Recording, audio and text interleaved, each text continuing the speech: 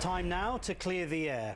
And we end this week in the way it began, with America's resident dunce, Sarah Palin, scraping the barrel of her long-deceased mind and using her all-time favourite analogy in an attempt to sound intelligent about the national debt.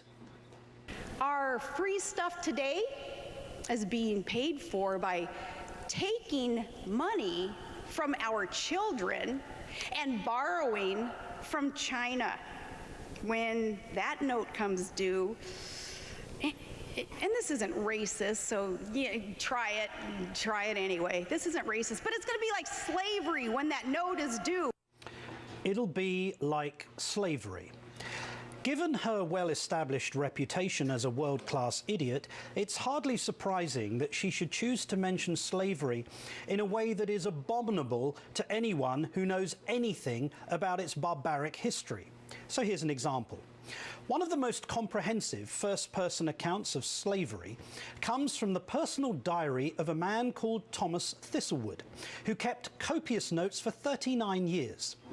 Thistlewood was the son of a tenant farmer who arrived on the island of Jamaica in April 1750 and assumed the position of overseer at a major plantation. What is most shocking about Thistlewood's diary is not simply the fact that he assumes the right to own and possess other human beings, but is the sheer cruelty and brutality of his regime. In 1756, he records that a slave named Darby catched eating canes, had him well flogged and pickled, then made Hector, another slave, shit in his mouth.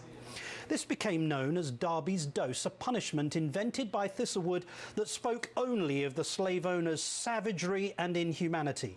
And he mentions a similar incident again in 1756, this time in relation to a man he refers to as Punch. Flogged Punch well and then washed and rubbed salt pickle, lime juice and bird pepper. Made Negro Joe piss in his eyes and mouth. I could go on, but you get the point. When Mrs. Palin invokes slavery, she doesn't just prove her rank ignorance, she confirms that if anyone truly qualified for a dose of discipline from Thomas Thistlewood, then she would be the outstanding candidate.